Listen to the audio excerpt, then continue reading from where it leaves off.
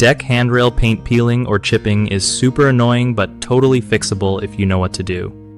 Alright, so first thing, you gotta sand that peeling paint off really well. Don't just slap paint on top, or it's gonna chip again fast.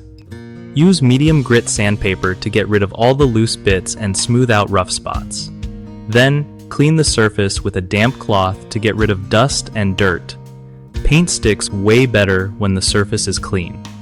Next up, make sure you pick exterior grade paint that can handle weather changes and sun exposure without cracking. Use a good primer before painting to help the paint stick and last longer. When you're painting, go for thin, even coats instead of one thick one, and let each coat dry completely before adding the next.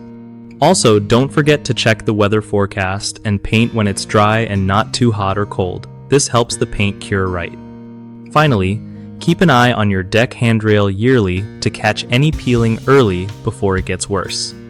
One of the biggest mistakes people make with deck handrail paint peeling or chipping is skipping the sanding part. If you don't remove loose paint, the new layer won't stick and will peel again fast. Another common issue is using interior paint or cheap exterior paint that isn't built for outdoor conditions. That stuff just can't handle sun and rain.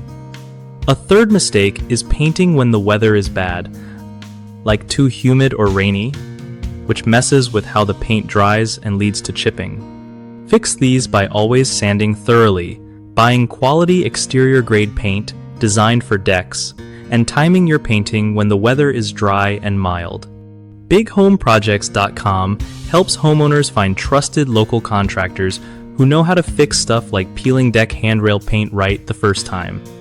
If you're a contractor, it's a solid spot to connect with people looking for your skills and get more work in your area.